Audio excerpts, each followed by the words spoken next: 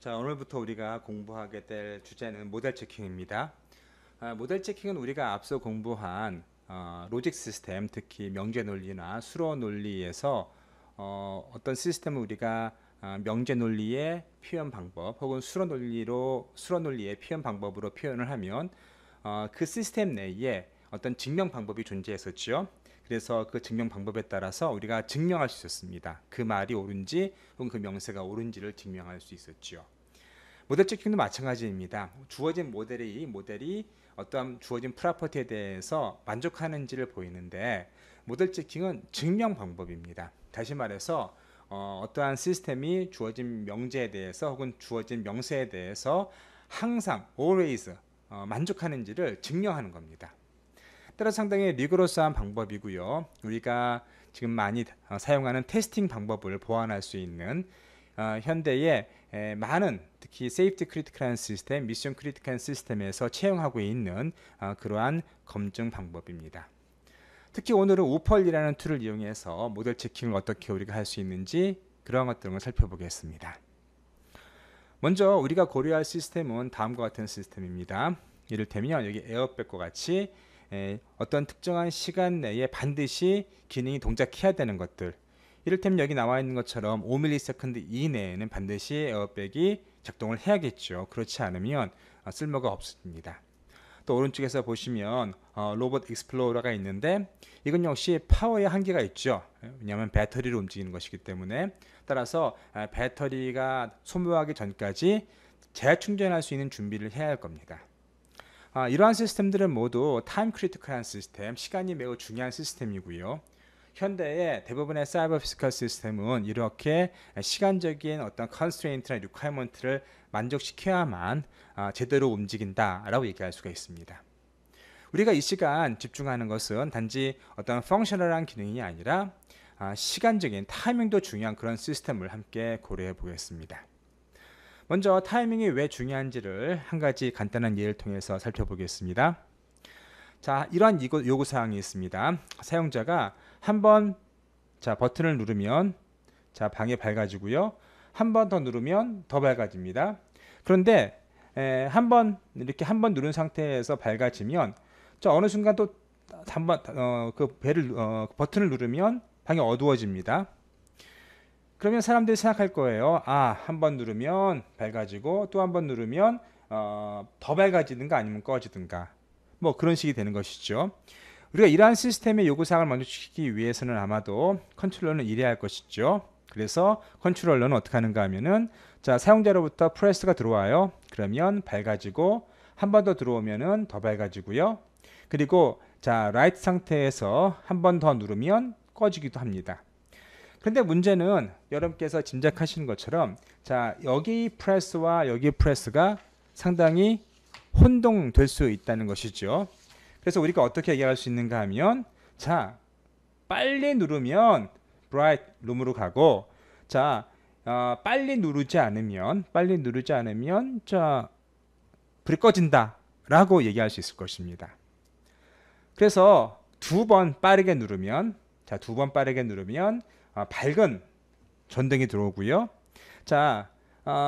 보통 전등이 들어왔을 때 좀 시간이 지난 다음 프레스를 누르면 방이 어두워진다 라고 얘기할 수 있습니다. 이것이 기본적으로 우리가 refined user requirement인데, 더 중요한 것은 무엇인가 하면 이것을 어떻게 구현할 것이냐죠. 퀵클리가 어떤 것을 의미하느냐라는 겁니다. 그래서 우리는 컨트롤러를 이와 같이 만들 수 있습니다. 여기서부터는 조금 더 클리어해졌죠. 컨트롤을 만들 때 한 번 누른 다음에 스탑워치를 시작합니다. 그래서 3초 이내에 프레스가 한 번 더 들어오면 방이 밝아지고, 3초 이후에 프레스가 들어오면 방이 어두워지고, 매우 클리어해졌죠. 이렇게 시간적인 명세로 인해서 시스템의 기능 자체가 명세가 되는 것이죠. 기능 자체가 디파인 되는 겁니다. 우리가 앞으로 살펴보게 될 시스템은 바로 이러한 시스템입니다. 어떤 기능이 단지 어떤 입력과 출력으로만 이루어져 있는 것이 아니라 시간적인 제약사항이나 요구사항을 포함해서 반드시 그러한 컨스트레인트나 리퀘어먼트를 만족해야만 그 시스템이 정상적으로 돌아간다라고 말할 수 있는 그러한 시스템입니다. 자, 우리가 오늘 배우는 모델 체킹은 무엇인가요? 우리가 지난 시간에도 간단하게 모델 체킹을 말을 해봤지만 모델 체킹은 기본적으로 두 가지가 주어져야 합니다. 하나는 시스템 모델이 주어져야 되고요.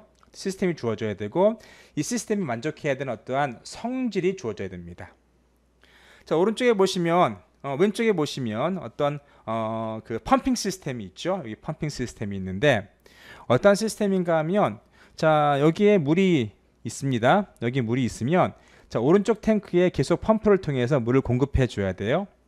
그런데 어떤 리퀘어먼트가 있는가 하면 자, 이것이 증발할 수 있죠. 증발하면 계속 물을 공급해야 되고 또 너무 물을 공급하면 넘칠 수 있겠죠. 따라서 넘치지 않도록 또한 완전히 탱크가 비지 않도록 지속적으로 펌프가 어떠한 시간적인 명세를 가지고 시간적인 요구사항을 가지고 또 어떤 기능적인 요구사항을 가지고 이 시스템을 움직여야 합니다. 그래서 오른쪽에서 보시면 그 프로퍼티가 나옵니다. 탱크 A는 이렇게 넘쳐서도 안 되고요. 탱크 B도 넘쳐서도 안 돼요. 그리고 둘 다 어느 정도 레벨을 유지해야지 비거나 넘쳐서는 안 된다는 그런 프로퍼티가 존재합니다. 모델 체킹은 이와 같이 어떤 시스템과 그리고 어떠한 프로퍼티 성질이 주어지면 보시는 것처럼 어떠한 이렇게 state based 모델로 혹은 어떠한 명세 모델로 바꾸게 됩니다. 다시 말해서 우리가 어떠한 시스템의 기능을 프로그래밍 하듯이 시스템의 성질, 시스템의 비헤이비어를 명세하는 거죠. 그리고 앞서 얘기했던 것처럼 어떠한 프로퍼티를 로직 형태로 이런 식으로 표현합니다. 이제 이 로직을 간단히 보시면 자, B는 overfull, 다시 말해서 넘쳐서도 안 되고 B는 dry up, 이렇게 완전히 비어서도 안 된다. 그러한 것들이 항상 만족해야 된다라는 그러한 성질을 명세하고 있는 겁니다. 이렇게 어떤 시스템의 모델을 명세를 하고 그 다음에 어떤 프로퍼티를 명세한 다음에 우리는 뭘 할 수 있는가 하면 어떤 알고리즘을 통해서 체킹할 수가 있습니다. 그것이 바로 모델 체킹입니다. 자, 모델 체킹은 이렇게 어떠한 모델이 주어지고 어떠한 프로퍼티가 주어지면 자, 이 프로퍼티가 이 시스템 내에서 항상 언제나 만족하는지를 확인하는 그러한 알고리즘이 되겠습니다. 자, 모델 체킹은 자, 이 시스템이 이러한 프로퍼티를 만족한다, 만족하지 않는다라고 이야기해 줍니다. 그런데 더 좋은 것은 만약에 만족하지 않으면 카운터 example을 내줘요. 이렇게 카운터 example을 내줍니다. 카운터 example이라는 것은 소위 말해서 발례입니다. 어떠한 경우에 그러한 일이 발생하는지, 어떠한 경우에 그러한 프로퍼티가 만족하지 않는 경우가 생기는지를 알려주는 거죠. 여러분, 테스팅하고 보통 디버깅하고 다르죠. 테스팅은 어떠한 시스템에 문제가 있는지를 확인해 주는 겁니다. 그런데 그래서 테스트 벡터를 집어넣고 계속 돌리죠. 그럼 어느 순간인가 시스템이 버그나 어떤 뻗던가 아니면 여러분께서 예상하지 않은 그러한 아웃풋을 출력할 수 있습니다. 그때를 찾아내는 것이 바로 테스트 케이스들이 되는 겁니다. 자, 그러면 그때 테스트 케이스가 테스트 케이스가 어떠한 에러가 나는 경우를 유도했으면 더 중요한 것은 뭐죠? 어디에서 에러가 났는지를 찾는 것이죠. 그것이 바로 디버깅입니다. 그런데 사실은 이렇게 디버깅하는 것이 쉽지가 않습니다. 우리가 일반적으로 오류가 발생했으면 한 라인 한 라인을 따라가면서 어디서 이 문제가 발생했는지를 모든 변수를 찍어보면서 살펴보게 되겠죠. 바로 그것이 디버깅입니다. 그런데 모델 체킹은 어떠한 에러가 발생했는지 그 경우를 찾아주고 언제 어떻게 어느 경우에 어디에서 이러한 문제가 발생하는지를 카운터 example로 던져줍니다. 따라서 일반적인 테스팅 방법보다 훨씬 간단하고 쉬운 방법이 되겠죠. 더구나 모든 케이스를 다 살펴보면서 시스템을 검증하기 때문에 상당히 리거러스하면서 고급스러운 그리고 굉장히 우월한 방법이기도 합니다. 그런데 왜 이 모델 체킹이 테스팅을 대체하지는 않을까요? 그 이유는 바로 모델 체킹이 실제로 모든 상태, 시스템의 모든 상태를 검증하기 때문에 메모리나 시간을 굉장히 많이 잡아먹습니다. 소위 말해서 상태 폭발, state explosion이 발생할 수 있는데요. 그래서 어떠한 간단한 시스템을 우리가 쉽게 모델 체킹으로 증명하거나 아니면 검증할 수 있지만 아주 큰 시스템이 돼버리면 이 모델 체킹을 적용하는데 많은 시간, 메모리, 그리고 또한 비용이 듭니다. 따라서 아무 시스템이나 또 아주 복잡한 시스템을 모델 체킹을 통해서 검증한다는 것이 쉬운 일이 아니죠. 그래서 일반적으로 얘기할 때 아주 중요한 부분, 시스템 내에서 가장 중요한 부분이나 절대로 망가져서는 안 될 그러한 부분을 현대에는 모델 체킹을 통해서 검증을 하고요. 나머지는 테스팅을 통해서 검증합니다. 바로 그것이 우리가 지금 모델 체킹을 배우는 이유이고요. 또 모델 체킹을 쓸 수 있는 하나의 방법이 되는 것이죠. 따라서 모델 체킹을 다시 한번 정의하면 어떤 주어진 시스템 모델이 있습니다. 모델 체킹은 어떠한 타이밍 컨스트레인트, 이것은 아마 여기 타이밍 컨스트레인트라고 했는데 사실은 기능적인 요구사항도 포함되는 것이라고 생각하시면 되겠습니다. 어떠한 요구사항이 항상 만족하는지를 확인하는 것이 모델 체킹이다 라고 정의할 수 있겠습니다. 여기에는 조금 잘못됐는데요. 어떠한 타이밍 컨스트레인트 뿐만 아니라 펑셔널 컨스트레인트나 리퀘어먼트도 포함됩니다. 다시 말해서 어떠한 주어진 성질이 시스템에 의해서 항상 만족하는지를 확인하는 것이 모델 체킹이라고 생각하시면 되겠습니다. 더 좋은 것은요, 사실은 자동으로 된다는 것이 특징입니다. 우리가 앞서 로직 시스템을 공부할 때 어떤 주어진 명세에 대해서 이것이 옳은지 그른지는 사실 사람이 일일이 어떤 로직 시스템의 어떤 추론 시스템을 이용해서 하나하나 따라가는 거죠. 그러나 모델 체킹은 그냥 시스템 모델을 만들고 프로퍼티가 주어지면 모델 체커가 스스로 그런 것들을 쭉 찾아가면서 이상이 있는지 없는지를 확인하게 됩니다. 그것이 모델 체킹의 또 다른 장점이겠죠. 그래서 나사라든가 마이크로소프트 그리고 애플이나 그런 데에서도 모델 체킹을 이용해서 다양한 검증을 수행하고 있습니다. 특히 마이크로소프트는 모델 체킹을 공부한 것이 굉장히 오래되었고요. 실제로 오퍼레이팅 시스템의 디바이스 드라이버나 아주 크리티컬 OS의 중요한 부분을 모델 체킹을 통해서 검증하고 있습니다. 또한 자동차 표준이라든가 의료 표준에서는 모델 체킹을 어떠한 명세와 검증의 아주 핵심적인 기술로 이야기하고 있고요. 따라서 시스템 내에서 가장 중요한 부분, 반드시 증명해야 될 부분들은 이런 모델 체킹이나 다른 좀 더 리거러스한 방법으로 검증하라고 요구하고 있죠. 모델 체킹이 그렇게 리거러스한 방법 중에 하나라고 생각하시면 되겠습니다. 자, 지금부터는 우리가 모델 체킹을 어떻게 이용하는지를 살펴보겠습니다. 앞서 말씀드렸듯이 모델 체킹은 기본적으로 시스템에 모델이 있어야 되고요. 그리고 프로퍼티가 명세되어야 됩니다. 따라서 이 시간에는 이러한 모델을 어떻게 만드는지 새로운 언어를 배울 겁니다. 타임드 오토마타라는 새로운 언어를 배울 것이고요. 또 하나 다른 언어는 바로 CTL이나 LTL과 같은 로직 시스템인데 타임드 로직이에요. 다시 말해서 시간적인 성질을 명세할 수 있는 그런 로직이라고 생각하시면 되겠습니다. 우리가 지난 시간에 명제 논리나 아니면 수로 논리를 배우듯이 비슷한 논리를 배운다고 생각하시면 되겠습니다. 지금부터는 그러한 것들을 좀 살펴보는데요. 우선 타임드 오토마타를 살펴보도록 하겠습니다. 타임드 오토마타는 파이나이트 오토마타를 어떠한 리얼 밸류 클락으로 확장한 겁니다. 여기에 리얼 밸류 클락은 여러분께서 우리가 시간을 멈출 수 없는 스탑워치라고 생각하시면 쉽게 이해하실 것 같아요. 스탑워치는 보통 우리가 한번 누르면 시작을 하고요. 또 한 번 누르면 정지를 하죠. 그 다음에 또 한 번 누르면 다시 0으로 돌아갑니다. 그런데 여기서 말하는 클락은 일단은 시작을 합니다. 무조건 시작합니다. 그리고 한번 누르면 0으로 다시 돌아가서 무조건 다시 시작하는 거예요. 그런 클락이라고, 그런 스탑워치라고 생각하시면 됩니다. 그럼 파이나이트 오토마타는 뭘까요? 파이나이트 오토마타는 자 상태하고 자 어떤 상태 간의 전이로 이루어집니다. 여기 화살표를 전이라고 얘기하는 것이고요. 저 동그라미를 그냥 상태 혹은 스테이트라고 생각하시면 되겠습니다. 우리가 어떤 시스템이 오프되어 있을 수 있겠고요. 그것이 하나의 상태인 거죠. 또 온되어 있을 수 있습니다. 켜져 있는 상태죠. 그리고 이렇게 오프에서 온을 우리가 스위치를 온하면 자 켜진다 하고 얘기할 수 있는 것이죠. 그래서 스위치를 스위치를 오프하면 꺼진다라고 얘기할 수 있습니다. 이게 스위치 온이나 스위치 오프는 어떤 이벤트죠. 아니면 조건일 수 있습니다. 조건이 만족을 하면 스위치 온이라는 조건을 만족하면 온으로 진행을 하고 또 온에서 스위치 오프라는 조건을 만족하면 오프로 가는 겁니다. 그래서 이 시스템 내에서는 두 가지 상태가 있죠. 오프와 온이 있고 또 이 상태 간의 전이를 일으키는 이벤트는 스위치 온과 스위치 오프가 있습니다.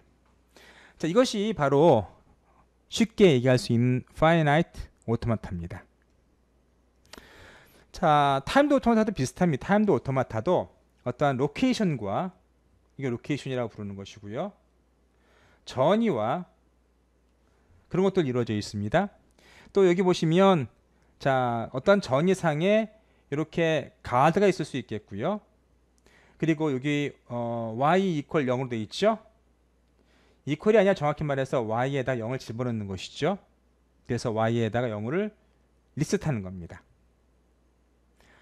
자, 그렇게 해서 어떻게 할 수 있는가 하면, 자, 어떻게 얘기할 수 있는가 하면, 우리가 이 상태, 이 로케이션에 있다가 이 조건, 가드가 만족을 하면 x가 1이면 자, 이 로케이션으로 전이를 하는데 그때 뭘 하는가 하면 우리의 스탑워치, y라는 스탑워치를 0으로 만드는 거죠.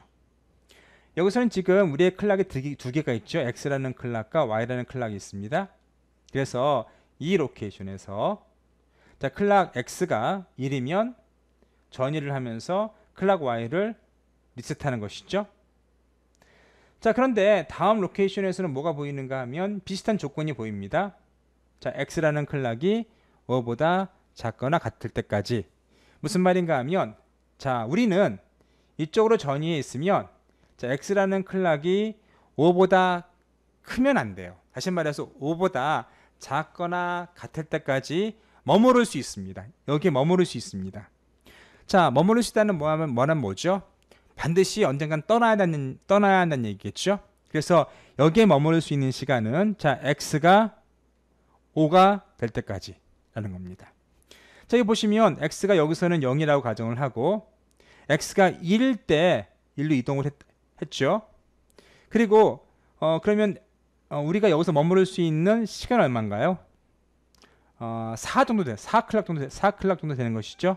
왜냐하면 여기 넘어올 때 이미 x가 1이었으니까 x가 5보다 작거나 같을 때까지 머무를 수 있으니까 우리가 여기서 머무를 수 있는 시간은 기껏해야 4클락입니다. 4타임 유닛이 되는 것이죠. 자, 또 보시면요. 여기 보시면 x가 2보다 크거나 같으면 자, 우리가 전이할 수 있습니다. 요거는 가드라는 것은 최소 필요 조건입니다. 최소 필요 조건. 예. 충분 조건이 돼요. 충분 조건이 되네요. 다시 말해서 이것을 하면은 넘어갈 수 있다는 말이지 반드시 이게 된다고 해서 넘어갈 수 있다는 것은 아닙니다. 좀 얘기가 어려운가요? 자, 우리가 여기에 얼마나 머무를 수 있다고 그랬죠? x가 5보다 작거나 같을 때까지 머무를 수 있다고 그랬죠? 근데 x가 2보다 커졌어요. 커지면 바로 넘어갈 수도 있고요. 우리는 여기서 5까지 머무를 수 있기 때문에 3회, 자, 여기 이 말은 뭐죠? x가 2보다 크면 된다는 얘기죠. 그러면 이 말은 x가 2여도 되고요, 3여도 되고 4여도 되고 5여도 되는 것이죠. 근데 여기서 어떻게 됐습니까? x는 5보다 작아야 돼요. 따라서 우리가 1로 넘어갈 수 있는 경우의 수는 자, x가 2일 때, 그럴 때 이 가드를 만족하죠. 그리고 요 인베리언트 만족합니다. x가 3일 때 돼요. 3일 때. x가 3일 때도 이 가드를 만족하고 인베리언트를 만족하죠. x가 4일 때도 그렇고요. 5일 때도 마찬가지입니다. 5일 때에도 x가 2보다 크죠. 그리고 x는 5보다 작거나 같아요. 따라서 x가 5일 때에도 우리는 넘어갈 수 있습니다. x가 6일 때 어때요? x가 6일 때는 자, 인베리언트를 만족을 못하는 것이죠. 가드를 만족을 하지만 인베리언트를 만족 못하는 겁니다. 그래서 그 시스템은 잘못된 것이죠. 무슨 말씀인지 아시겠죠? 그래서 인베리언트는 보통 상한을 가리키는 것이고, 그리고 여기 가드는 하한을 가리키는 겁니다. 그래서 자, 2에서 5까지 우리가 여기에 머물면서 어떠한 일이 발생되기를 기다리는 거죠. 자, 이렇게 해서 2와 5 사이에 우리가 넘어갈 수 있고요. 넘어갈 때 어떻게 합니까? X라는 클락을 리셋하는 거죠. 마찬가지로 자, 우리가 이 로케이션에서는 자, 5초부터 10초까지 머무를 수 있고요. 10초까지 머무를 수 있고요. 자, Y가 5일 때 일로 넘어갈 수 있습니다. 자, 따라서 우리가 Y 값이 5부터 10보다 작거나 같을 때까지는 넘어갈 수 있는 거죠. 그래서 Y라는 클락이 5일 때, 6일 때, 7일 때, 8일 때, 9일 때 아무 때 넘어가면 됩니다. 아무 때나 넘어간다는 말이 조금 이상스러울 수 있습니다. 여러분께서 아마 프로그래밍 하기 때문에 항상 뭐 지정된 때만 하는가라고 생각하실지 모르겠지만, 자, 우리가 어떤 리퀘어먼트를 얘기할 때는 자, 어떤 이벤트가 이때와 이때 사이에 반드시 들어와야 돼 라고 얘기할 수 있는 것이죠. 그렇게 얘기하는 것이 훨씬 자연스러운 리퀘어먼트입니다. 반드시 언제 들어와야 돼 라는 것은 굉장히 스트릭트하죠. 따라서 이 말은 뭔가 하면은 자, 5초와 10초 사이에 어떠한 이벤트가 발생해야 돼란다는 그런 의미가 되는 것이고요. 넘어올 때에는 Y라는 클락을 0으로 리셋해야 돼라는 의미입니다. 자, 이해하시겠죠? 자, 그래서 우리가 보시면 매우 재밌는 그러한 모델을 보는 겁니다. 우리가 그동안에 배운 프로그래밍은 보통 언제, 무엇 그런 것들이 아주 정확한 시간이나 혹은 정확한 밸류를 요구했지만 이것은 어떠한 범위를 얘기합니다. 그래서 우리가 이쪽으로 넘어갈 수 있는 시간은 이 x가 2와 5 사이에, 그리고 여기서 우리가 1로 넘어갈 수 있는 것은 y가 5와 10 사이에 넘어갈 수 있는 겁니다. 그리고 이런 것들이 뭐라고 그랬죠? 로케이션이라고 말씀드렸고, 이렇게 화살표가 트랜지션이었다, 어떤 전이라고 말씀드렸죠. 그리고 이렇게 동그라미 안에 있는, 로케이션 안에 있는 것을 인비리언트를 말씀드렸고요. 인비리언트는 우리가 이 로케이션에서 머무를 수 있는 자, 상한이라고 생각하시면 되겠습니다. 그리고 가드는 보통 하한을 얘기할 때 사용됩니다. 물론 상한을 얘기할 수도 있습니다.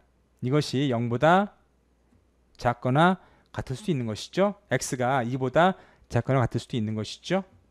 자, 그것이 우리가 지금 배우고자 하는 타임드 오토마타입니다. 자, 그 세만틱스를 간단히 예를 통해 말씀드리겠습니다. 그 의미를요. 자, 이런 시스템이 있다고 가정해 봅시다. 어떤 시스템이 잘 돌아갑니다. 잘 돌아가는데 문제가 생겼어요. 문제가 생겼는데 알람이 막 울리는데 알람은 15초 동안 울리는데 15초 이후에는 이제 시스템이 더 이상 가망이 없다라고 페일 세이프로 갑니다. 그런데 알람이 15초 동안 울리기 전에 자, 난 리페어 할 거야, 고칠 거야 라는 어떠한 이벤트가 뜨면 자, 요렇게 요 로케이션으로 옮기는 것이고요. 그래서 그것이 어느 정도의 시간을 가지고 이렇게 뭐합니까? 고치는 거죠. 여기 지금 그 Y가 있는데 하한이 있고 상한이 있죠. 우리가 앞서 타임드 오토마타는 조금 다르게 얘기했죠. 보통 상한은 이렇게 로케이션에 적고 하한은 저렇게 이렇게 트랜지션 상에 적었습니다. 여기서는 그렇게 그런 것들을 함께 적어놨다고 생각하시면 되겠습니다. 그래서 보시면 어떻습니까? 자, 프로블렘이 발생했어요. 알람이 막 울립니다. 자, 난 고칠 거야 라고 해서 고치게 됩니다. 자, 그 일이 언제까지 벌어져야 되는 것이죠? 자, 15초 이내는 벌어져야 돼요. 그렇지 않으면 어떻게 됩니까?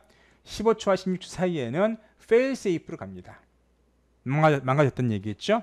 또 fail safe에서도 자, Y와 X가 이 범위 내에서 이러한 조건을 만족하는 범위 내에서 리페어가 일어나야지. 그렇지 않으면 완전히 시스템이 망가지는 거죠. 완전히 우리가 지금 보는 이 시스템은 틀린 시스템이 되는 것이죠. 그렇죠? failure 되는 것이죠. 리페어링 됐을 때는 자, Y 값이 22와 25 사이에서는 리페어링이 끝나야 됩니다. 이런 done이라는 것이 만들어져야 되는 것이죠. 그래서 여기 프로블럼이나 리페어나 딜레이드나 아니면 뭐 그런 것들은 하나의 이벤트라 생각하시면 되겠고요. 트랜지션 상에 있는 이런 것은 가드이지만 여기서는 이렇게 한까지 명세함으로써 우리가 앞에서 본 어떠한 인베리언트를 같이 명세하고 있다고 생각하시면 되겠습니다. 아래에서 보시면 어떤 시뮬레이션이 나옵니다. 자, 우리가 세이프에서는 어떠한 클락도 살피지 않습니다. 여기서는 어떤 어떠한 타이밍 컨스트레인트가 없죠. 단지 이벤트만 나옵니다. 이벤트가 발생을 하면 그때 뭐하죠? X라는 클락을 0으로 리셋하죠. 그래서 X와 Y라는 클락이 쭉 흘러가다가 어느 순간인가 여기서는 23이 별 의미가 없는 숫자죠. 자, 23초에 프로블럼 발생했습니다. 그때 X가 어떻게 되죠? 0으로 리셋되죠. Y 값은 여전히 23입니다. 그 다음에 자 X 값이 자 계속 늘어납니다. 계속 늘어나서 15.6이면 어떻게 돼요? 알람이었다가 자, 이 상태로 가는 것이죠. 15.6일 때는 failsafe로 가는 것이고 그때 delayed라는 어떤 이벤트가 발생되는 겁니다. 그리고 이때는 어떻게 되죠? delayed가 발생하면은 y 값도 0으로 초기화되는 것이죠. 자, 그런 식으로 우리가 어떠한 시간적인 명세와 더불어서 어떠한 시스템의 behavior를 이런 식으로 표현할 수 있습니다. 자, 프로블럼이 23초에 발생을 했고 delayed는 38.6초에 발생을 했고 repair는 40.9에 발생을 했고 done은 63초에 발생했는데 자, 이러한 timed word가 자, 이러한 시스템에 의해서 만들어진다고 하면 어떻습니까? 자, 이 시스템이 자, 이러한 timed word를 충분히 이야기하고 있다고 볼 수 있는 것이죠. 그래서 이 시스템이 움직이면 이런 식으로 timed word가 쭉 만들어지면서 어떻게 움직이는지를 우리는 디파인 할 수가 있습니다. 자, 이제 한 가지 예를 보겠습니다. 실제로 timed automata 그리고 우리가 오늘 배우는 우펄이라는 툴로 명세된 것인데요. 자, 이 시스템은 여러 개의 트레인이 하나의 브릿지를 건너가는 겁니다. 그런데 컨트롤러가 기차들에게 얘기를 해요. 자, 트레인이 나는 어프로치 할 거야. 난 지금 당하고 있어. 얘기하면 컨트롤러는 너가 어디 와 있는지 그리고 이것이 다른 트레인에서 사용되고 있는지 없는지를 판단한 다음에 자, 컨트롤러가 트레인에게 너 거기서 서 있어 라고 얘기합니다. 그리고 다른 트레인이 이것을 사용하지 않으면 계속 다가올 수 있도록 건널 수 있도록 허락해 주는 것이죠. 그런데 시간적인 특징이 있습니다. 어프로칭 되는데 자, 10초 동안 트레인이 계속 옵니다. 근데 10초 이내에 컨트롤러가 트레인 너 멈춰 라고 얘기하면 멈춰야 됩니다. 멈춰야 되는 것이죠. 그런데 10초 후에도 컨트롤러에서 멈추란 말이 없으면 어쩔 수 없이 지나가야 됩니다. 지나가야 되는 것이고 결국 여기 브릿지를 지나갈 수밖에 없는 것이죠. 그래서 어떻게 됐든 자, 트레인은 자, 자기가 어프로칭 될 때 어떤 센서가 있을 텐데 어프로칭 될 때 컨트롤러에게 10초 이내로 어떠한 이벤트를 받으면 너 멈춰라 마라 그런 이벤트를 받으면 멈춰야 되고요. 그렇지 않으면 무조건 건너가는 거죠. 무조건 10초 동안 10초 건너가는 겁니다. 10초 이후에는 무조건 건너가는 겁니다. 그리고 3.5초 정도도 자, 브릿지를 사용해 가면서 건너가는 것이죠. 여기서의 중요한 점은 무엇일까요? 여기서 우리가 반드시 검증해야 되는 점은 무엇인가 하면 자, 트레인들이 컨트롤러부터 어떤 명령을 받습니다. 그렇죠? 너는 지나가 아니면 너는 멈춰 다시 출발해 그런 것들을 컨트롤러에게 받습니다. 그런데 그러한 명령에 의해서 트레인들이 이 크로싱을 하는데 이 브릿지를 사용하는데 겹쳐지지 않도록 다시 말해서 충돌나지 않도록 이 컨트롤러가 잘 제어하는 로직이 올바른지를 검증해야 되는 것이죠.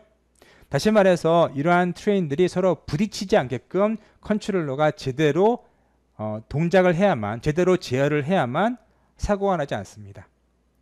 따라서 우리는 자, 이 시스템 내에서 자, 이런 것들을 명세를 하겠죠. 이런 것들을 우리가 타임드 오토마타로 명세합니다. 그 다음에 자, 컨트롤러가 만족해야 되는 성질을 자, 타임드 CTL이라는 자, 타임 컴퓨테이셔널 타임드 로직 이런 겁니다. 타임 CTL이라는 어떠한 로직으로 명세합니다. 그리고 이 로직이 자, 타임드 오토마타로 명세된 어떠한 시스템에 의해서 항상 만족하는지를 모델 체킹을 통해서 검사하겠죠. 자, 이제 이러한 시스템을 어떻게 명시했는지를 함께 살펴봅시다. 자, 지금 보시는 것은 우펄이라는 툴의 타임드 오토마타로 명세된 트레인 게이트 시스템입니다. 자, 여기 보시면 자, 트레인 게이트 시스템이 자, 트레인과 자, 게이트로 이루어져 있다는 사실을 보실 수 있죠. 시스템은 트레인과 게이트로 이루어져 있습니다. 실제로 우펄에서 이렇게 선언을 합니다. 시스템은 트레인과 게이트로 이루어져 있다. 근데 우리가 앞에 트레인이 여러 개였죠. 여러 개를 어떻게 표시하는지는 나중에 좀 말씀드리겠습니다. 자, 트레인의 상태를 보시면 자, 여기 safe라는 상태가 있고 또 approach라는 상태가 있고 또 stop이라는 상태가 있고 start라는 상태가 있고 cross가 있죠. 그래서 보시면 자, 원래 트레인이 safe에 있다가 이제 그 게이트로 어프로칭 합니다. 그래서 어프로치 하면은 자, 트레인이 게이트 컨트롤러에게 어프로치라는 신호를 보내줍니다. 자, 그런데 보내주면 어떤 일이 벌어지는가 하면 이 신호를 보내주면 여기서 받습니다. 보시면 여기는 느낌표가 있고 여기는 물음표가 있죠. 느낌표는 보내는 거고 어떤 채널에다가 어프로치라는 채널에다가 자기 아이디를 집어넣어서 보내는 거라고 생각하시면 되겠고요. 저 물음표는 받는 겁니다. 그래서 트레인이 어프로칭을 하면 게이트는 받겠죠. 자, 그래서 어프로칭 한다는 신호를 보내고 자, 어프로칭 하고 있죠. 어프로칭 하고 있는데 자, 우리 이 로케이션에서 있을 수 있는 시간은 최대 20클락입니다. 20 타임 유닛이에요. 그 사이에 자, 10초 이내로 게이트 컨트롤러부터 스탑해라는 사인이 들어오면 자, 스탑을 해야겠죠. 그러나 10초 이후에는 자, 이런 스탑 사인을 받을 수가 없고요. 자, 어떻게 되는가 하면은 이런 식으로 이쪽으로 크로스로 가게 됩니다. 그렇죠? 그래서 자, 어프로칭을 한 다음에 20초 이내에 어프로치로 머무를 수 있는데 자, 여기 어프로치라는 여기 APPR 요 로케이션에 머무를 수 있는데 10초까지는 스탑을 기다릴 수 있습니다. 10초 이내에 스탑이 들어오면 스탑으로 옮기고요. 그렇지 않으면은 자, 여기 머무르고 있다가 자, X가 10부터 자, X가 10초 이후에는 옮겨갈 수 있는 거죠. 자, 옮겨갈 수 있는 시간은 X가 딱 10일 때 옮겨가는 것이 아니라 자, 여기 지금 X가 22하죠. 그래서 10일 때도 옮겨갈 수 있고 11일 때도 옮겨갈 수 있고 그렇습니다. 그래서 X가 20일 때까지 계속 옮겨갈 수 있는 거죠. 자, 옮겨간 다음에 어떻게 하죠? 옮겨갈 때 X를 다시 리셋을 하고요. 그 다음에 크로스를 하죠. 실제로 브릿지를 크로싱 하는 겁니다. 그래서 5초 동안 최대 5초 동안 크로싱을 하고 자, 최소 3초 이후로 3초가 지난 다음 그리고 5초가 되기 전까지 이제 리빙이라는 사인을 보내서 컨트롤러에게 나 이미 이제 크로싱 했어 라고 알려주는 것이죠. 자, 만약에 여기 이 로케이션에서 내가 10초 이내에 스탑을 받으면 자, 머무르고 있다가 게이트 컨트롤러를 통해서 나 다시 진행을 해 고 해도 돼 라는 어떤 사인이 들어오면 채널이 들어오면 다시 옮기는 것이죠. 그 다음에 스타트라는 것을 15초 범위 내에서 진행하게 되고요. 그래서 X가 7 그리고 X가 15 사이에 이 로케이션으로 들어와서 크로싱 로케이션으로 들어와서 실제로 브릿지를 크로싱하게 됩니다. 명세는 단순하지만 굉장히 많은 비헤이비어가 담겨 있죠. 앞서 말씀드렸던 것처럼 자, 여기에서 우리가 10초 이내에 이 이벤트를 받으면 우리가 옮겨갈 수 있는 거죠. 10초에도 받을 수 있는 것이고요. 9초에도 받을 수 있는 것이고 1초에도 받을 수 있는 겁니다. 그래서 0부터 시작해서 10초 자, 이전까지 스탑을 받을 수 있고요. 그 다음에는 받지 못하죠. 왜냐하면 자, 여기 요것은 스탑이라는 것은 10초 이내까지만 받을 수 있으니까. 그 다음부터는 이 트랜지션만 가능한 것이죠. 그래서 자, 10초부터 시작해서 20초 전까지 이전까지 요 트랜지션을 타고 요 크로스로 갈 수 있고요. 자, X가 3초부터 5초까지 요 트랜지션을 우리가 요 트랜지션이 테이큰 될 수 있습니다. 그때 이렇게 리브라는 이벤트를 보내면 되는 거죠. 자, 게이트 컨트롤러는 어떻게 움직이죠? 기본적으로 게이트 컨트롤러는 프리 로케이션에서 시작합니다. 여기서 움직이는 거죠. 그래서 다른 트레인이 어프로칭 하면서 어프로칭 사인을 보내주면, 자, 이렇게 어프로칭 사인을 받고서요, 그 트레인의 아이디어를 인큐합니다. 여기 인큐라고 되어 있죠. 어떤 큐가 있다는 얘기가 되겠고, 그 아이디를 이런 식으로 집어넣게 되는 것이죠. 실제로 그 어프로치 할 때 이것이 어떠한 채널인데요. 자, 요 뒤는 어떠한 그 트레인의 ID 채널입니다. 그래서 특정한 트레인의 채널이 열려있다는 얘기가 되는 것이고요. 그 채널이 그 트레인에 의해서 동기화가 되면 그 ID를 이렇게 인큐하게 됩니다. 그러면 여기 로케이션을 옮기겠죠. 자, 여기서 또 다른 트레인이 어프로치를 하면 이렇게 이벤트를 받습니다. 받고 그 트레인의 아이디를 집어넣죠. 이를테면 T2가 들어와서 T2가 이렇게 인큐됩니다. 그때 뭐 하죠? 이렇게 스탑이라고 날려주는 거죠. 보내주는 겁니다. 그래서 이 T2를 스탑 시켜야겠죠. 그래서 트레인이 T2가 어프로치를 하는데 바로 뭐 하죠? 스탑 사인을 보내서, 자, 그 트레인이 트레인 2가 스탑이 될 수 있게끔 합니다. 다시 다른 트레인 3가 와도 마찬가지겠죠. 자, 이때 그 브릿지를 건너가는 트레인은 누굴까요? 자, 이 트레인이 되는 것이죠. 자, 이 트레인이 브릿지를 건너가게 됩니다. 자, 건너간 다음에 어떡하죠? 리브라는 채널을 통해서 나 이제 그 브릿지를 다 건넜어 라고 보내주게 되면, 자, 게이트 컨트롤러는 여기 있다가, 자, 리브를 받게 되겠죠. 그 다음에 DQ합니다. 그 트레인을 큐에서 빼냅니다. 그럼 이렇게 사라지고, 자, 요 큐의 맨 앞에 있는 것은 T2가 되겠죠. 자, 그 상태에서 일로 오게 됩니다. 그 다음 뭐 하죠? 만약에 이 큐의 랭스가 0보다 크면은 어떡합니까? go라는 사인을 보내주죠. 누굴 가지고? 자, 이 프론트라는 것은 이 큐의 맨 앞에 있는 것을 꺼내서 go라는 그 트레인의 ID를 가지고 채널을 열고요. go라는 채널을 열고요. 그래서 그 채널을 통해서 가라고 하는 것이죠. 그럼 여기 보시면 이것이 트레인 2라면 이 아이디가 T2가 되는 것이죠.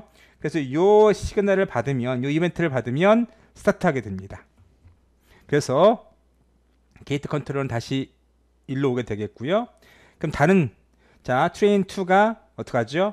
이제 브릿지를 크로싱하게 됩니다. 똑같이 이제 크로싱을 다 한 다음에 리브 사인을 보내면, 자, 여기서 일로 가게 되겠죠. 그리고 T2도 역시 Q에서 사라집니다. 그래서 Q의 맨 앞에 있는 것은 T3가 되는 것이고, 자, 아직 Q가 비지 않았기 때문에, 자, 그 Q의 맨 앞에 있는 것을 꺼내서 그 채널을 열어서, 고라는 채널을 열어서 알려주면 T3는 이 고 채널에서 동기화가 돼서 이렇게 크로싱하게 됩니다. 그렇죠? 그러면 다시 움직이게 되고, 또 T3도 역시, 자, 리브 사인을 보내면 이렇게 움직이게 되겠고요. 자, 이때는 Q가 비겠죠. 1, 2, 3가 모두 사라졌기 때문에 Q가 비었기 때문에, 자, 보시면 랭스가 0인 경우에는 0보다 큰 경우에 이 경우로 갔지만, 자, 랭스가 0보다 큰 경우에는 1로 오는데, 이때는 언제 옵니까? 어프로치가 있을 때 오는 거죠. 어프로치가 없으면 계속해서 기다리게 됩니다. 그렇죠? 자, 이렇게 해서 트레인과 게이트 컨트롤러가 서로 상호작용하면서 하나의 트레인만 그 공유 자원, 그 브릿지를 건널 수 있게 합니다. 자, 우펄 코드를 좀 보시면, 자, 실제로 트레인에는 이러한 타임드 오토마ton 모델과 어떤 클락이 선언되어 있습니다. 이 X라는 클락, 스탑워치라는 것이죠. X라는 클락입니다. 자, 그래서 여기에 어프로치 시그널이 있고, 또 스탑 시그널이 있고요. 어프로치 시그널은 보내는 것이고, 스탑 시그널은 받는 것이 되는 것이고요. 자, 채널이 지금 뭐로 되어 있습니까? 어레이로 되어 있죠. 그래서 이 아이디는 누구 아이디겠어요? 트레인의 아이디가 되는 것이죠. 그래서 트레인이 자기 아이디를 가지고 그 어프로치라는 채널을 열어서 게이트에게 어프로치 시그널을 알려주게 되면, 자, 게이트는 동기화돼서 자, 스탑을 알려줄 것인지 아니면 그냥 가만히 있을 것인지를 선택하는 것입니다. 그리고 자, 스탑 되면은 자, 고 사인이 올 때까지 기다리는 것이죠. 고 시그널이 오면은 다시 스타트 하고요. 자, 크로싱을 하면서 크로싱을 하고 마치게 되면 리브 시그널을 보내주고 끝나게 됩니다. 자, 게이트 컨트롤러는 어떻게 움직이나요? 게이트 컨트롤도 보시면 오른쪽에서 보시면 여러 가지 그 C-like한 그런 코드를 보실 수 있죠. 그래서 함수처럼 선언되어 있는데 void라는 것은 이 함수가 리턴이 없다는 것을 얘기하는 것이고, 이것이 함수 이름이 되는 것이고, 이것이 지금 파라미터 선언이 되는 것이죠. C-like 하기 때문에 이것이 파라미터의 타입이 되는 것이고 파라미터가 되는 것이고요. 그 엘리먼트가 들어오면 이제 뭐 리스트를 하나 증가시켜서 엘리먼트를 집어넣는 그런 식이 되겠습니다. 그래서 아까 게이트 컨트롤러에 대한 설명은 대충 드렸죠. 어프로치라는 시그널이 들어오면은 자, 그 어프로치 시그널을 보낸 자, 시그널 그 게이트 그 트레인의 아이디를 인큐하고요. 자, 이 로케이션에 있다가 만약에 다른 트레인이 어프로치를 하게 되면 똑같이 그 트레인의 아이디어를 인큐를 한 다음에 스탑을 보내주게 되는 것이죠.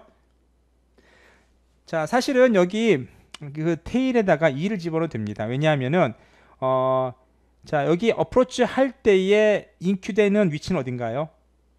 자, Q의 맨 마지막이겠죠. 그래서 테일을 하나 이 2를 사용하나 똑같을 겁니다. 자, 그리고요 스탑을 하게 되고 또 만약에 트레인이 다 지나갔다고 알려주면 걔를 Q에서 빼는 거죠. 뺀 상태에서 Q가 아직 비어있지 않으면 자, 고를 보내주게 됩니다. Q에서 맨 앞에 있는 것을 빼서요. 자, 오른쪽에서 보시면 그러한 코드가 자세히 기록되어 있습니다. 그래서 어떻게 inQ라는 그 함수가 수행되는지, 또 여기 보시면 DQ가 있죠. 그리고 마지막으로 프론트나 테일에 대한 함수가 있습니다. 프론트는 리스트의 맨 앞에 있는 걸 가져오는 것이고요. 테일은 맨 끝에 있는 걸 가져오는 겁니다.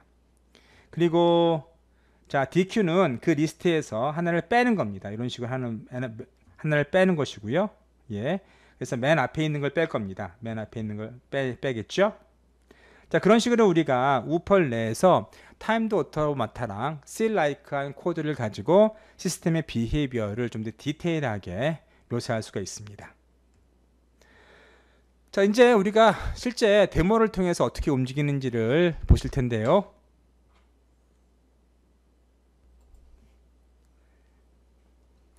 자, 여기 보시면 우펄이라는 그 툴의 그 사이트를 보여주고 있습니다. 그래서 우펄.org로 들어가시면 우펄 홈이 있고요. 우펄.com으로 들어가시면 안 됩니다. 우펄.org이고요. 여기 다운로드로 들어가시면 여기 여러 가지 툴이 있습니다. 여러 가지 툴이 있는데 그 중에서 그냥 우펄로 들어가시면 돼요. 그래서 다운로드를 들어가시면 여러 가지 버전이 있습니다.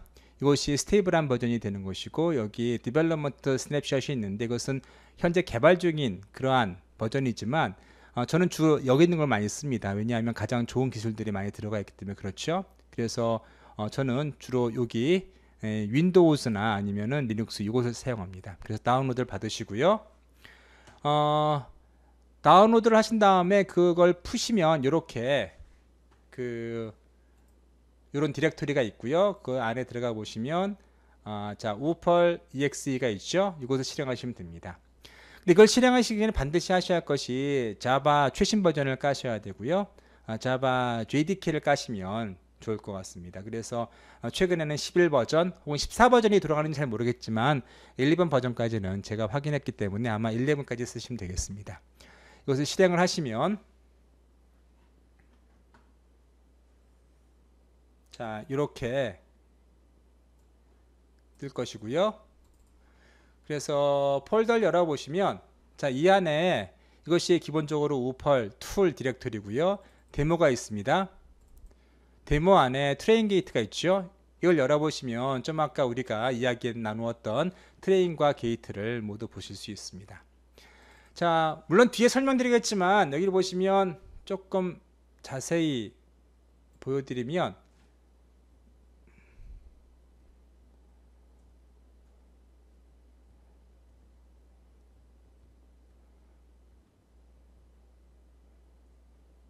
자, 보이시나요? 여기 declaration이 있죠. 이것은 보통 시스템 디클러레이션입니다. 그래서 글로벌 베리어블을 선언하는 곳이고요. 이게 트레인이라고 해서 템플릿이라고 얘기하는데 이 템플릿이 우리가 만들었던 그 트레인 그런 모델이 되는 것이고, 자, 이 템플릿에 사용되는 베리어블을 이렇게 디클러레이션 트레인 안에 있는 디클러레이션에 선언하게 됩니다. 이렇게 클락이라고 되어 있죠.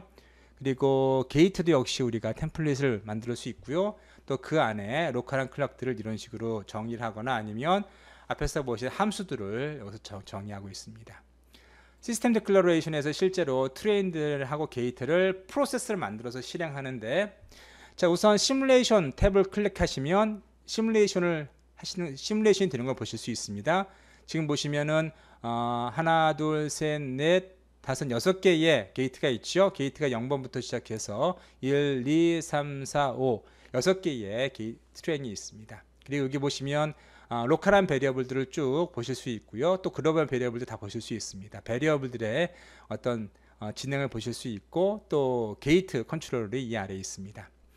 그래서 보시면 우선 어프로치라는 사인이, 자, 트레인으로부터 게이트까지 갑니다. 그래서 트레인에서 게이트로 어프로치라는 사인이 시그널이 이동이 되면 넥스트를 누르시면 이것이 실행이 되는 겁니다. 지금 보시면 트레인 1번에서도 게이트로 보낼 수 있고 2번에서도 보낼 수 있고 3번에서도 보낼 수도 있겠죠.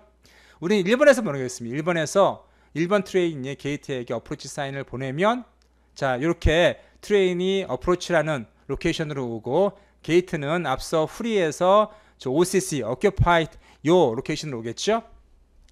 자, 그 다음에 트레인이 여기 가만히 있을 수 있겠고요. 다른 트레인들도 역시 오고 싶어 하겠죠. 그래서 자, 트레인 4번 이번에는 어프로치 사인을 보내며 어떻게 합니까? 게이트는 어프로치 사인을 바꾸서 걔를 인큐하겠죠. 자, 넥스트를 눌러보겠습니다. 이렇게 됩니다. 그럼 어떻게 되죠? 스탑 사인을 보내줍니다. 스탑 사인을 보내서, 자, 트레인 4는 스탑으로 진행하게 되어 있고, 여기 게이트 리스트를 보세요. 여기 보시면 지금 리스트가 1번하고 4번 들어있죠. 첫 번째 들어온 트레인 넘버 1이 되는 것이고, 두 번째 들어온 트레인 넘버 4가 되는 겁니다. 다시 이제 트레인 3가 어프로치 사인을 보낼 수 있고요. 자, 트레인 3는 어프로치 사인 보내면 반드시 게이트는 스탑을 보내야겠죠. 자, 그 다음에 이제 트레인이 1번이 뭐 그 외로 또 트레인 0번이나 2번이나 5번이나 모두, 자, 어프로치 사인을 보낼 수 있습니다. 근데 트레인 1번이 이제 크로싱하게 됩니다. 크로싱하게 되면, 자, 이것이 5초와, 자, X가 3에서 5초까지 흘러가기 때문에 다른 시그널들이, 다른 트레인들이 지금 계속 뭔가를 보내는 거죠. 그걸 먼저 처리해야 됩니다. 처리하는 것이고요. 또는 아니면은 그런 것들을 우리가 좀 뒤를 미룰 수도 있겠는데, 어쨌든 지금은 자, 트레인 0번도 게이트에게 어프로치 사인을 보내고 2번도 어프로치 시그널을 보내고 5번도 어프로치 시그널을 보낼 수 있고, 트레인 1번은 지금, 자, 리브 사인을 보낼 수 있는 거죠. 리브를 보내볼까요? 자, 리브를 내가 트레인 1번이 게이트에게 보내면, 자, 보세요. 이렇게 움직이고 있죠. 움직여서, 자, 움직이게 되고요. 그 다음에 지금 보시면 게이트를 보시면 어떻습니까? 게이트를 보시면 랭스가 0보다 Q의 랭스가 0보다 크기 때문에 이런 식으로 진행합니다. 그래서 이 리스트에 있는 맨 앞에 있는 4번에게 너 진행해 라고 알려주는 것이죠. 4번이 진행하게 되는 것이죠. 자, 이렇게 진행하는 것이고요. 그리고 4번이 이제 브릿지를 건너가게 되는 것이고, 다시 0번이 계속 지금 어프로칭 사인을 보내는 거죠. 그러면 어프로칭 하면, 자, 그걸 처리해 주면 게이트는 어프로칭에서 인큐하게 되고 스탑 시그널을 보내주게 되는 것이고요. 그래서 이렇게 0번에서 1로 가는 것이죠. 그 다음에 1번도 역시 똑같이 할 수 있고요. 그런 식으로 계속 진행됩니다. 자, 랜덤을 누르시면 이게 자동으로 지가 알아서 실행이 됩니다. 앞에서 우리가 어떤 트레인이 어프로치를 보낼 것인지 선택할 수 있었지만, 랜덤을 하게 되면 정말 랜더믹하게 그런 것들이 선택이 돼서 실행이 되는 것이죠. 좀 빠르게 실행하고 싶으면 여기에 fast라고 여기 아래에 요걸 컨트롤 하시면 되는 것이고요. 그리고 여기 위에 뷰를 보시면, 자, 어떤 로케이션을 내가 비짓했는지를 다 보실 수가 있습니다. 그래서 지금 게이트 컨트롤러이 계속 제어를 해주고 있는 것이죠. 그리고 아래에 보시면, 자, 이것은 우리가 보통 시퀀스 차트라고 얘기합니다. 우리가 이 수업 시간에 시퀀스 차트를 배웠죠. 시퀀스 다이어그램을 배웠는데, 이것은 컴포넌트가 어떠한 프로세스가 다른 프로세스에게 이벤트를 어떻게 보내는지, 또 그렇게 해서 어떻게 진행이 되는지를 보여주고 있습니다. 한번 보시면 되겠습니다. 그래서 이렇게 시뮬레이션을 통해서 시스템이 잘 돌아가는지를 보실 수 있습니다.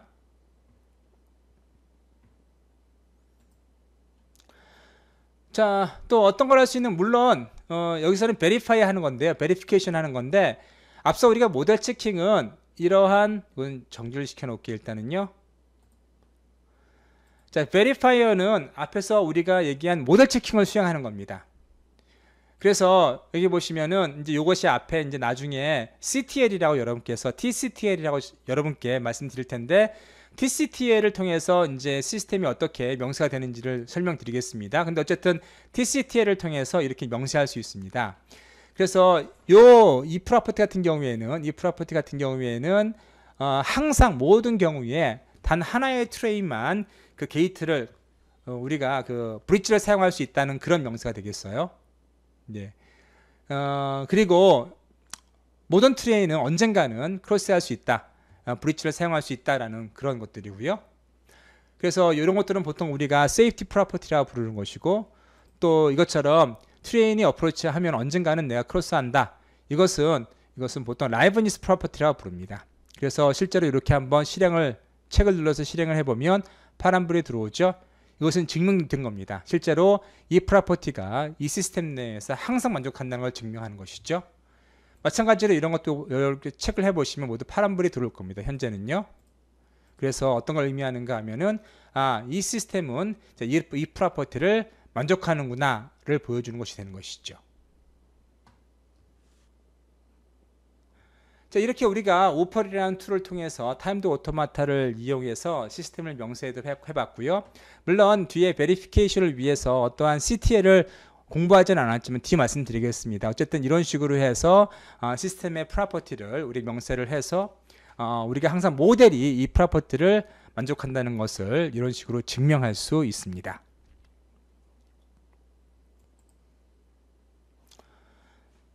자, 그래서 우리가 간단하게 오퍼를 통해서 어떻게 시스템을 명세하고 시뮬레이션하며 검증할 수 있는지를 살펴보았고요. 자, 그래서 오펄이라는 툴은 어떠한 리얼타임 시스템을 모델링하거나 또 밸리데이션, 확인해보거나 검증하는 그러한 인테그레이트된 어떠한 툴 인바이러먼트가 되는 것이고요. 그래서 여기서 보시는 것은 시뮬레이션 하는 장면이죠. 또 위에서 보시면 베리피케이션 할 수 있는 그런 기능도 있고요. 또 모델링 할 수 있는 그런 기능도 있습니다. 이렇게 모델링도 해보고, 또 밸리데이션을 시뮬레이션을 통해서 확인도 해보고, 또 베리피케이션을 통해서 특정 프로퍼티에 대해서 검증까지 수행할 수 있는 그런 툴이 되겠습니다. 그래서 이 오퍼를 사용할 때는 기본적으로 우리가 시스템을 모델링 해야 되겠죠. 그리고 시뮬레이션을 통해서 제대로 만들어졌는지를 확인해야 됩니다. 그 다음에 시뮬레이션이 끝났으면 어떠한 모델 체킹을 위해서 CTL과 같은 로직 랭귀지로 시스템의 프로퍼티를 명세해야 됩니다. 이 명세가 끝났으면 실제로 이 모델이 항상 이 프로퍼티를 만족하는지를 모델 체킹을 해야겠죠.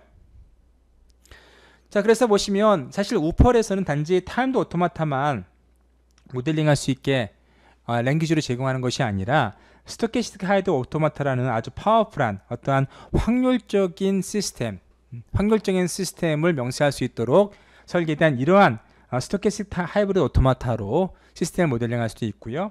또 앞서 보셨던 것처럼 C-like란 그런 디스크립션 랭귀지를 통해서 보다 디테일한 컴퓨테이션을 우리가 명시할 수가 있습니다. 또 앞서 말씀드렸던 것처럼 TimeCTL을 통해서 이렇게 시스템의 프로퍼티를 명시할 수 있고, 또 보시는 것처럼 Probabilistic CTL이라고 해서 확률적인 어떤 프로퍼티, 이를테면 어떠한 프로퍼티가 만족할 확률이 이만큼이다 라는 그런 식이 되는 것이죠. 그런 프로퍼티도 명시할 수가 있습니다. 자, 이렇게 시스템과 프로퍼티 명시가 됐으면 모델 체킹을 통해서 yes인지 no인지를 확인하게 되겠고요. 만약에 no라면 왜 no인지를 카운트 example을 통해서 확인해 볼 수가 있게 되는 것이죠. 자, 다음 비디오에서는 우리가 실제로 timectl 고려해 볼 것입니다. 그래서 어떠한 주어진 프로퍼티를 어떻게 로직 랭귀지로 표현할 수 있는지를 함께 살펴보겠습니다.